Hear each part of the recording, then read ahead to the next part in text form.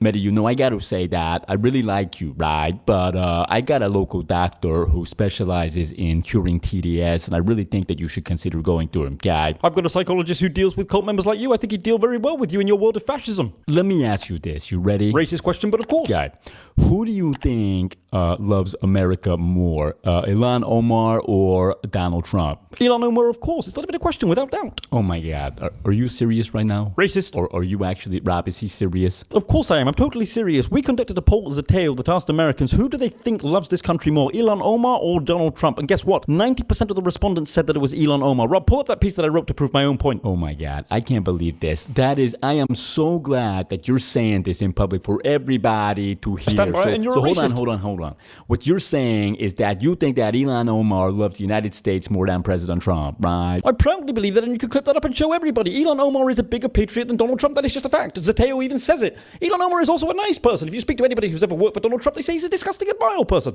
You're so funny.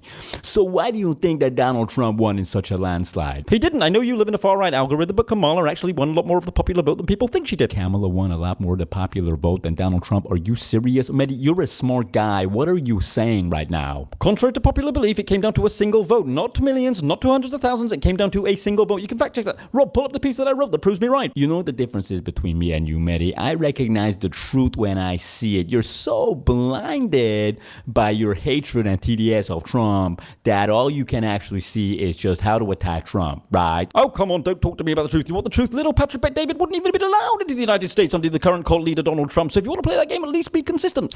You really are funny. There's really nothing funny about it. Little Patrick Bet David would not even have been allowed to buy an ice cream under Donald Trump's leadership. That's not me saying it. That's Amnesty International. That's Human Rights Watch. I wrote a piece about this in 2018. What do you think of Hasan Piker? I think he's smart. I think he's a non-violent guy, and I think he just says a few provocative things. Are you serious right now? I can't believe it. Rob, pull up that clip that we have of Hasan Piker talking about capitalist blood streaming through the streets. Pull that up. Yeah, kill them. Kill those motherfuckers and murder those motherfuckers in the street. Let the streets soak in their fucking red capitalist bloods, dude. You're telling me that's non-violent? Yeah, of course, I'm not going to sit here and defend that, but I don't know what the context is. You don't know the context? I got to move on. I don't even know what you're saying right now. I got to ask you, so you're doing well right now. You know, you're making a lot of money and you're a good capitalist. I'm pleased to see that. Do you credit Trump for any of that, for being pro-business? Do I credit Donald Trump? No, of course I don't. He's an imperialist fascist man-child. Hold on. So here's where I'm going with this. Hear me out, guy. You're a capitalist. That means you're growing your YouTube numbers all the time. That means that you're expanding into other people's YouTube territory, right? Oh, so now I'm the imperialist because I'm growing a YouTube channel. Where are you even going with this? But that's the exact point that I'm making. Some guy has got to lose so that you can win, right? That's capitalism. I'm looking at your numbers in front of me right now. They're pretty impressive. I love numbers. You love numbers. We all love numbers. And you know what I do when I see that you're growing in numbers? You know what I do? You're ready for this? Sure. I say, salute, congratulations. You're doing a great job. Because guess what?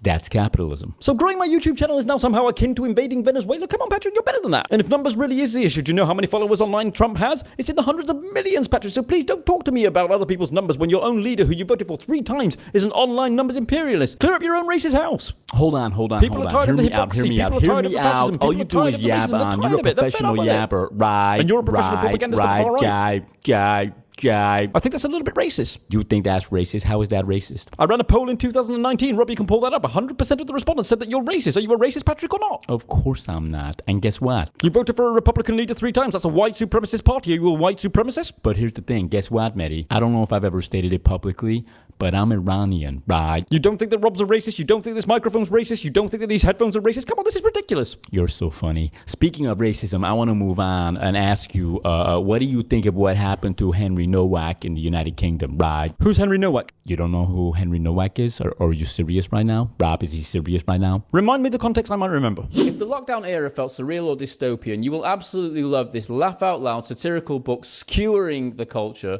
the media frenzy, and the expert class of the COVID years. It's darkly humorous, absolutely unapologetic, and it's been praised in the Spectator Australia, the Epoch Times, and the European Conservative. So check out the links in the description below to purchase your copy. I promise you, you won't regret it, and you'll thank me later.